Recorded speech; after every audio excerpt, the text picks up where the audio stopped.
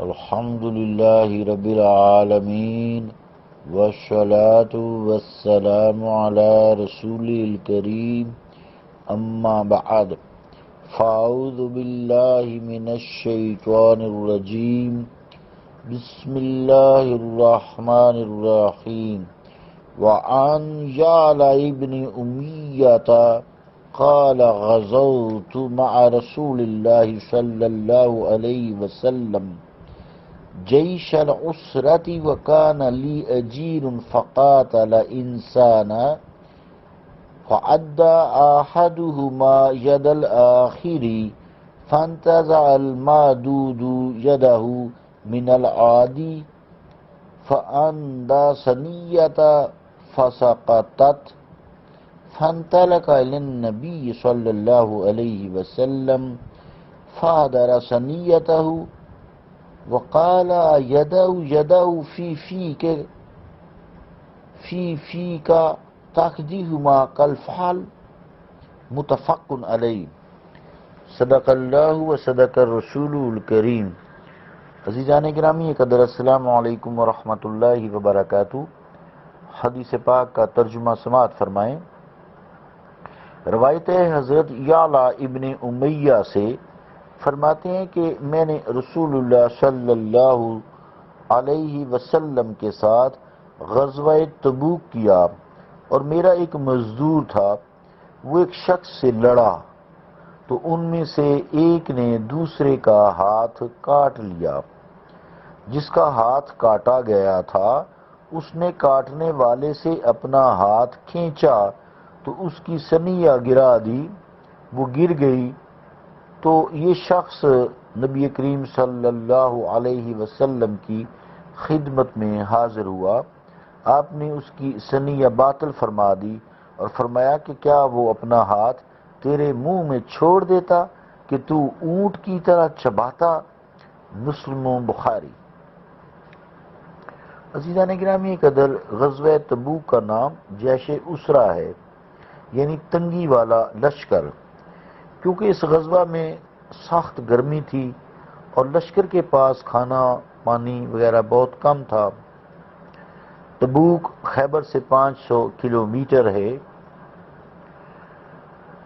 خیبر مدینہ منورہ سے 108 کلومیٹر ہے۔ 4 میل جو ہوتے ہیں وہ 6 کلومیٹر کے برابر ہوتے ہیں، یعنی 1.5 کلومیٹر 1500 میٹر جو ہیں وہ 1 مائل کے برابر ہوتے ہیں۔ اس غزوہ کے موقع پر حضرت عثمان غنی رضی اللہ تعالیٰ عنہ نے اس لشکر کو بہت سا سامان دیا اور مسجد جیش یعنی مسجد جیسے اسرا کا لقب پایا، جنت خرید لی۔ اسی غزوہ میں مسلمانوں نے درختوں کے پتے کھائے اور اونٹ سے پانی حاصل کیا۔ جو مزدوری پر فرمایا کہ میرے ساتھ اس جہاد میں گیا تھا، حضرت جعلا بن امیہ جو فرما رہے ہیں کہ میرے ساتھ ایک مزدوری پر جو شخص گیا تھا، یا اس مزدور نے اس شخص کا یا اس شخص نے اس مزدور کا ہاتھ کاٹ لیا دانتوں میں، جس کو دندی کاٹنا کہتے ہیں، دانتوں سے کاٹا، منہ میں چبانے جو لگا۔ اب پھر جس کا منہ تھا اور اس کے منہ میں جس کا ہاتھ تھا، تو ہاتھ والے کو جب درد ہوا تو اس نے زور سے کھینچا اور کھینچنے سے اس کے دانت جو اس کے ہاتھ میں گڑے ہوئے تھے وہ گر گئے۔ تو سامنے کے دانت جو گر گئے، انسان کے جو سامنے کے دانت ہوتے ہیں نا، ان کو ثنایا کہتے ہیں، سامنے سے کاٹتے ہیں نا، سائڈ سے تو کاٹنا مشکل ہوتا ہے، سامنے سے عام طور سے لڑائی جھگڑے میں لوگ کاٹتے ہیں۔ تو جو پیچھے ربائی ہوتی ہے، چوکڑی جسے کہتے ہیں، ان کے متصل جو دائیں بائیں دانت 4 ہوتے ہیں، تو سامنے والے دانتوں کو جو ہے ثنایا اولیاء ثنایا سفلا کہتے ہیں۔ بہرحال یہ جو عربی والے ہیں، جو لوگ پڑھتے ہیں تجوید، انہیں پتہ ہوتا ہے یہ دانتوں کے نام ہیں۔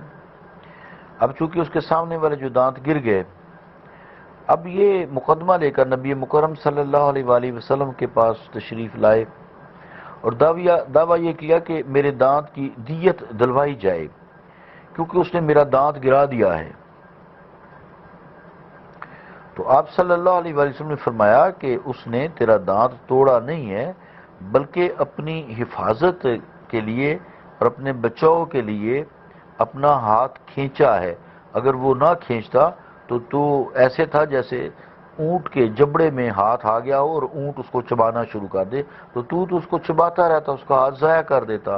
اس نے جب اپنی حفاظت کے لیے، بچاؤ کے لیے زور سے ہاتھ کھینچا ہے تو تیرے منہ سے دانت گر گئے ہیں. نہ ہاتھ کھینچا جو ہے اس نے زور سے کھینچا، تو نے زور سے پکڑا ہوا جو تھا، یا تو چھوڑ دیتا تو تیرے دانت بچ جاتے. اس لیے وہ ظالم نہیں ہے، بلکہ ظالم تو ہے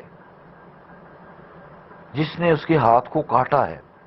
لہذا بھاگ جو اس کی کوئی دیت نہیں ہے. عزیزان گرامی قدر، اس سے یہ بات معلوم ہوئی، مثال ہے اگر کوئی شخص کسی سے جبراً بدکاری کرتا ہے، کوئی جرم کرتا ہے، اس پر ظلم کرتا ہے، اور وہ جس پر بدکاری یا جس کے ساتھ کوئی جرم کیا جاتا ہے قتل کرنے کی کوشش کی جاتی ہے یا اس کو کوئی نقصان پہنچانے کی کوشش کی جاتی ہے، وہ اپنا بچاؤ کرتا ہے اور اسے قتل کر دیتا ہے یا زخمی کر دیتا ہے، تو اس پر بھی قصاص یا دیت نہیں ہوگی. اب اگر کوئی شخص چور ہے، وہ کسی کا سامان چرانے آتا ہے یا کسی کو مارنا چاہتا ہے، کوئی شخص ظالم ہے، تو وہ اپنے بچاؤ میں اس کو بھی چوٹ لگاتا ہے، نتیجتاً مارنے والا یا ظلم کرنے والا مر جاتا ہے یا زخمی ہوتا ہے، تو اس کے لیے کوئی دیت نہیں ہے، کوئی قصاص نہیں ہے، کیونکہ اس نے اپنے دفاع میں اسے ہلاک کیا ہے، اپنا دفاع کیا اور اس دفاع کی وجہ سے اس کی ہلاکت ہوئی ہے. تب بھی یہی حکم ہے، آج بھی یہی حکم ہے کہ اپنے دفاع میں اگر کوئی شخص بچاؤ کرتا ہے اور کوئی دوسرے کو نقصان پہنچتا ہے تو اس کا تاوان نہیں ہے، دیت نہیں ہے، قصاص نہیں ہے. اللہم صلی علی محمد وعلی آل محمد مبارک وسلم. ربنا آتینا فی الدنیا حسنۃ وفی الآخرۃ حسنۃ وقنا عذاب النار وادخلنا الجنۃ مع الابرار. یا عزیز یا غفار یا رب العالمین. صلی اللہ تعالی علی رسول خیر خلقہ محمد وعلی آلہ واصحابہ اجمعین برحمتک یا ارحم الراحمین.